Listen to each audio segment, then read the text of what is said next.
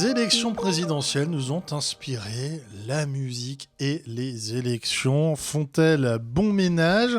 On a parlé des musiques utilisées par les candidats, on a parlé des artistes qui ont tenté une aventure présidentielle.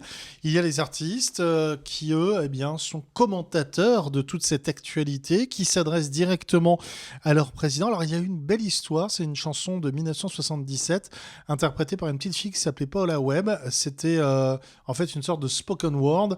Une petite fille qui s'adressait à Gerald Ford en lui disant « Bah voilà, mon papa, il n'a plus de travail. Noël, ça va plus être très bien. Monsieur le Président, pouvez-vous faire quelque chose pour nous ?» Et c'était un assez gros succès. Effectivement, et là, Gerald Ford a fait quelque chose pour elle. Il s'est viandé la gueule du haut de la passerelle en sortant d'un avion. Voilà, c'est peut-être à cause d'elle, justement. C'était sur la première crise de l'automobile à Détroit. Parmi les artistes qui commentent toute cette actualité, on a évoqué Bruce Springsteen, on a évoqué Bob Dylan. Le rap s'y met aussi, Alice, avec notamment Marshall Mathers. Eminem, oui, le rappeur blanc le plus, à mon sens, le plus doué de sa génération. Alors, on avait dit au tout début de notre nouveau projet qu'on ne parlerait pas trop politique, mais aujourd'hui, si. Donc, au vu du climat plus que délétère de ces élections présidentielles quasi surréalistes, il apparaît plus qu'opportun d'ouvrir son clapet « Je reste poli ». Alors, pour ce faire, j'ai choisi d'utiliser la pratique de la prose et la rime, à savoir le rap. Le rap est une musique à message, on le sait tous. On ne peut pas faire comme si les MC n'avaient jamais lutté contre le pouvoir en place. Depuis tout temps, c'est une musique contestataire. Quand Jul ou Maître Gims la laissent tranquille. Ça, c'est sûr. Certains rappeurs plus engagés que d'autres ont fait de la politique leur terrain de jeu. Donc pour fêter à ma manière une élection présidentielle aux allures de cirque ambulant, mais à laquelle il est super important de participer, un petit message citoyen qui va bien, faut aller voter. Voici un petit panel de mes morceaux engagés préférés. Alors, direction outre-Atlantique, comme le disait Manu, donc, avec Eminem et son titre Moche, chanson écrite au début de l'année 2004, sortie pendant la campagne électorale pour la présidence des États-Unis. Alors, cette chanson s'attaque ouvertement au président Bush. Je vais citer le rappeur, donc « Soulevons-nous afin de désarmer cette arme de destruction massive que nous appelons notre président ». Donc, des propos quand même assez forts. La chanson fait aussi référence à sa décision d'aller faire la guerre en Irak.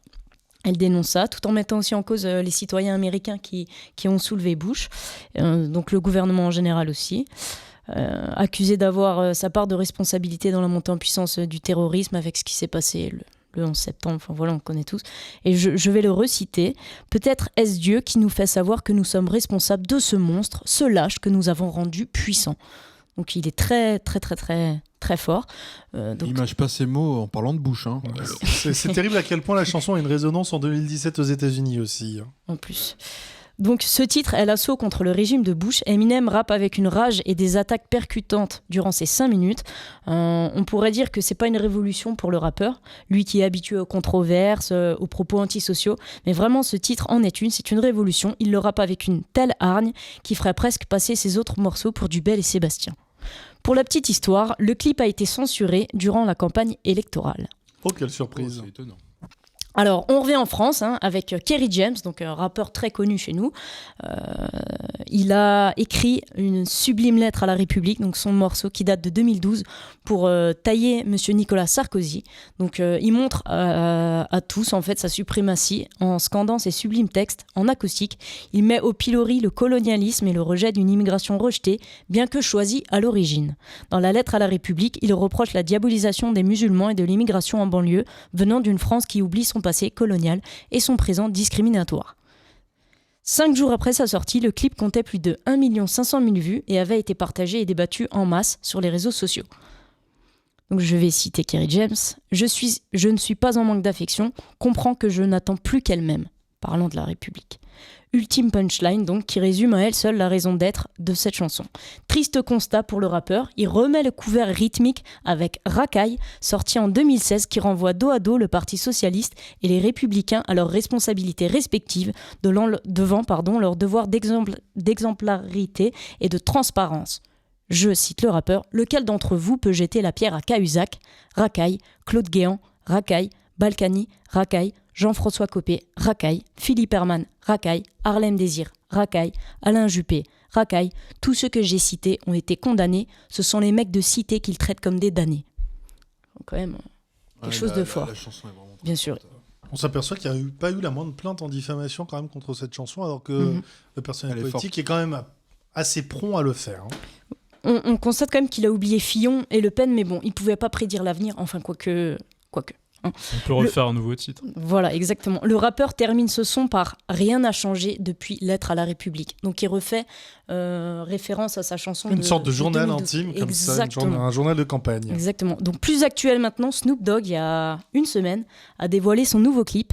Il offre un remix politisé de Lavender, le titre phare de Bad Bad Not Good et du maître de l'électro, Ken Tranada. Il dénonce en fait les violences policières aux États-Unis et prend pour cible Donald Trump, le 45e président des États-Unis. Il est parodié par un clown, Ronald Crump. La satire se poursuit sur ces mesures contre l'immigration. Le titre dénonce aussi la triste routine politique et policière qui s'est installée aux États-Unis. C'est vrai que pour le moment, le système mis en place ressemble un peu à des conneries de clown. Merci beaucoup Alice. Avant de continuer, on va revenir nous en 1981, élection présidentielle. Et oui, parce qu'il y a eu une chanson qui a traversé l'histoire 35 ans après. On peut le dire, c'est encore un tube. Souvenons-nous.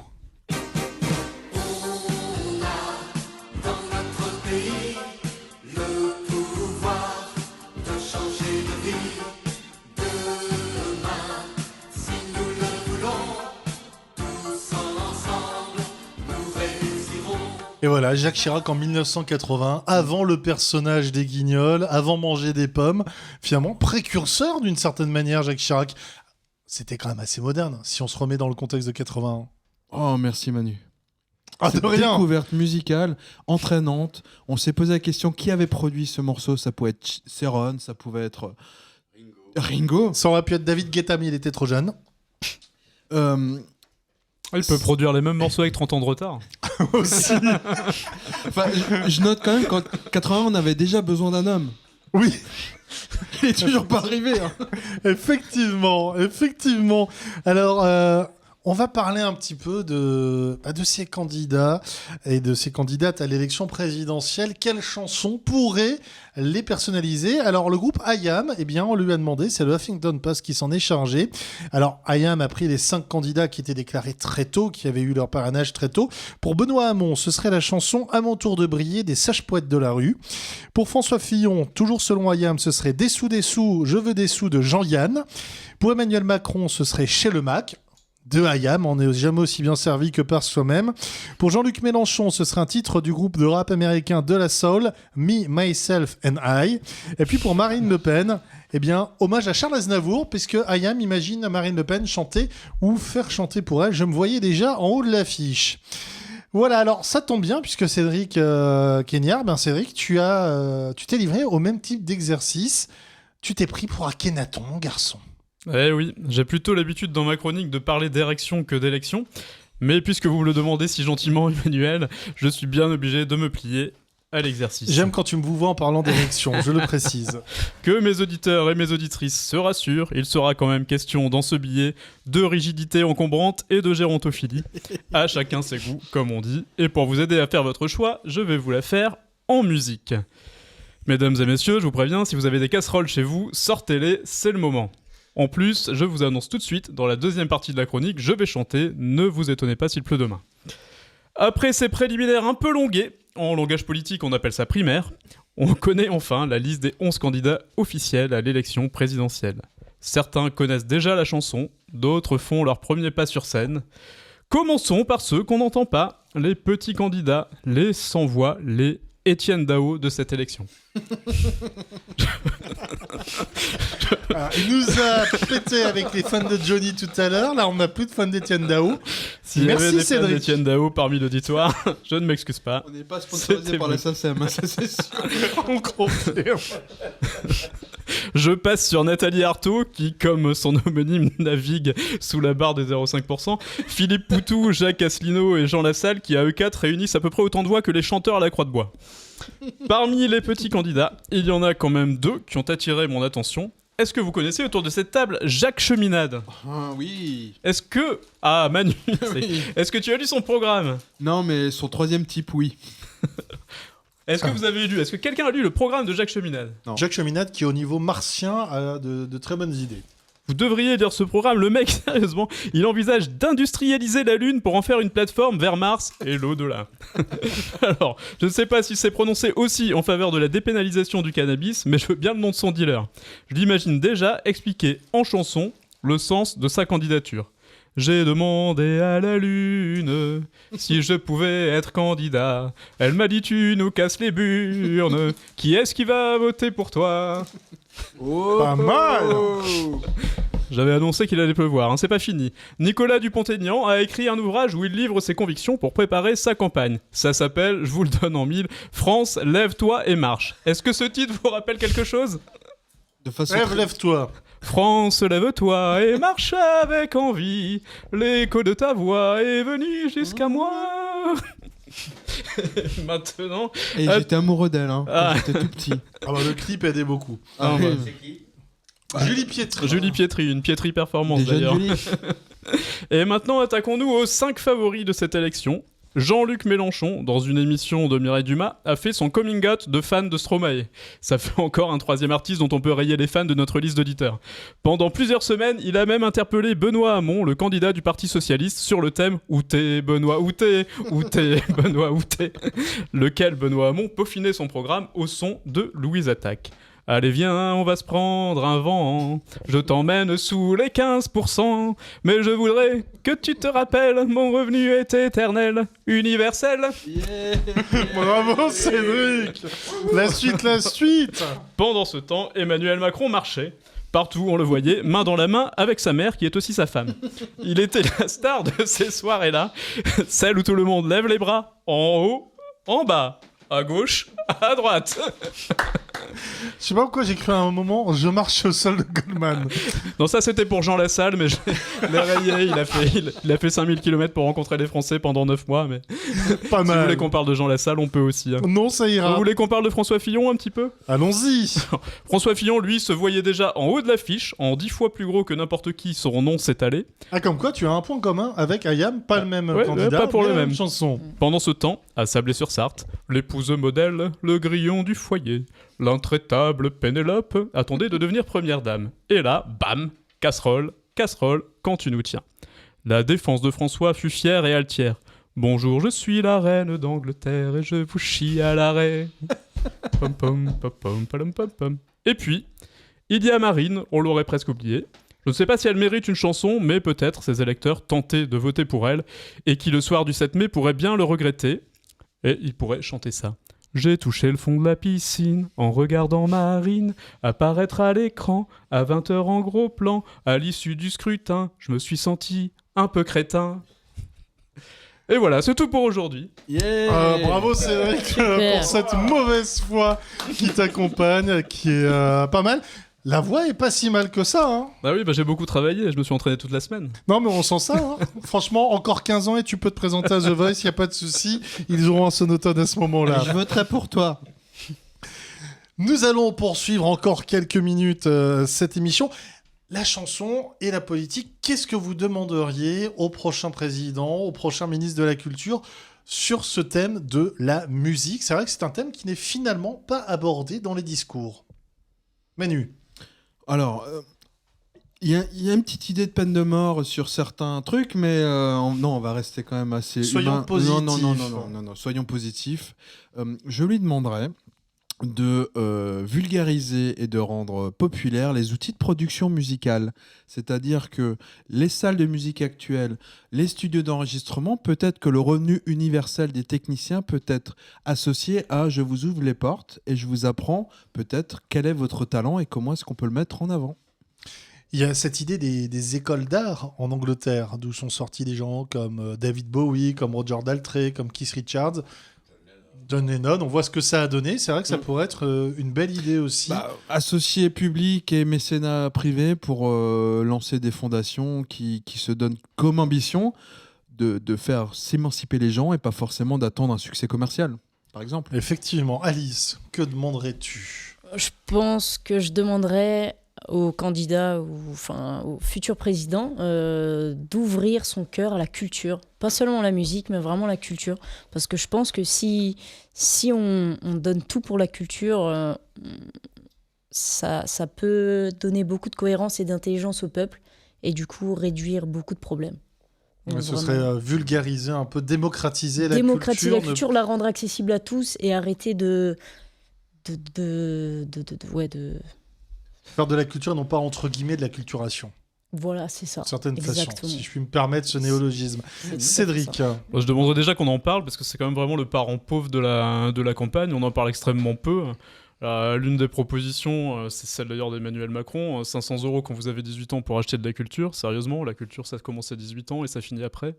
Où sont les propositions sur la culture? Donc déjà, il y a des débats qui vont avoir lieu d'ici la présidentielle, qu'on évoque ce sujet et que les candidats fassent de vraies propositions sur le sujet, parce que pour l'instant, on les entend pas beaucoup. Je crois qu'Hamon s'est prononcé sur le sujet. Il aimerait vraiment développer un peu la culture, la rendre accessible. Mais Benoît après, Hamon, qui est quand même un métalleux, enfin qui le fut, puisqu'il a déclaré, il me semble dans les Inrocks il y a quelques mois, être fan de Motorhead et d'ACDC.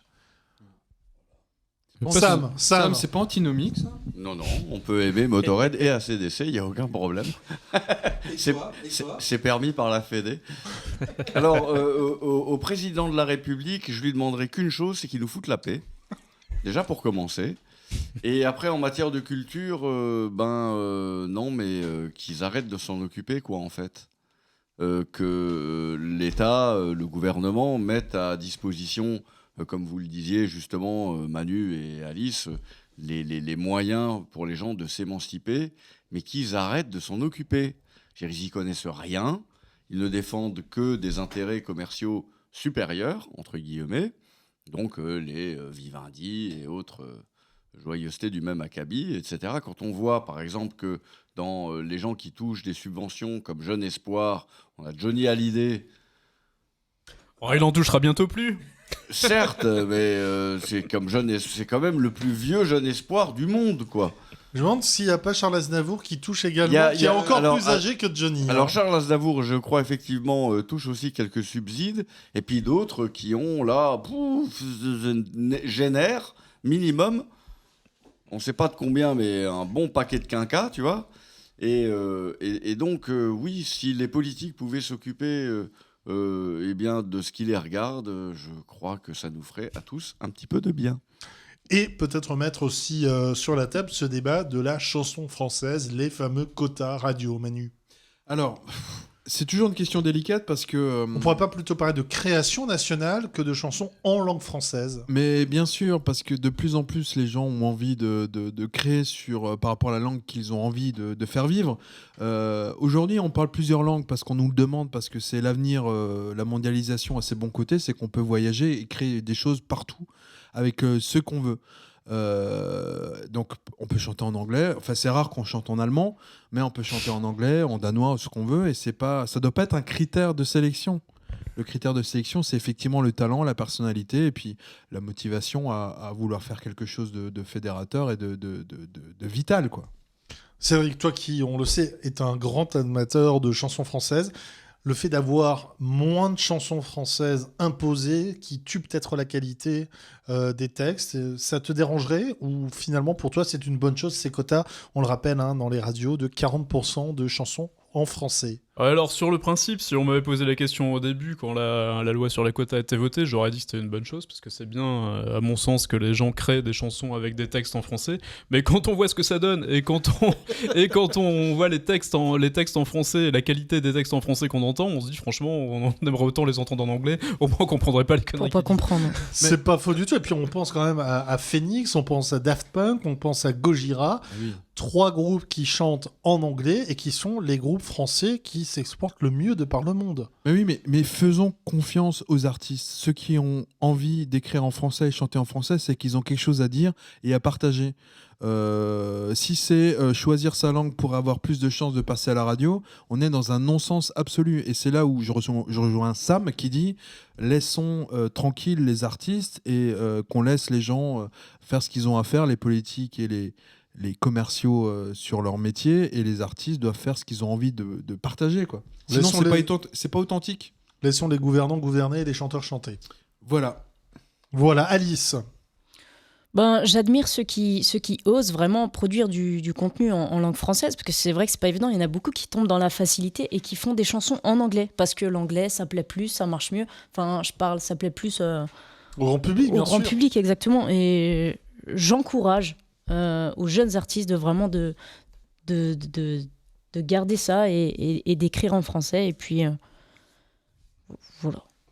Alors, pour conclure l'émission, j'avais choisi 2 chansons. Enfin, j'ai hésité entre 2 chansons. Elles sont arrivées au second tour de ma présidentielle musicale. Il y en avait une du groupe suédois Tiamat qui s'appelle Vote for Love, Voter pour l'amour. Puis je me suis dit, on va retomber dans un classique des classiques de la culture punk hardcore américaine avec Jello Biafra des Dead Kennedys et If Voting Changed Anything. Bonne soirée, à très bientôt dans C'est quoi le titre ?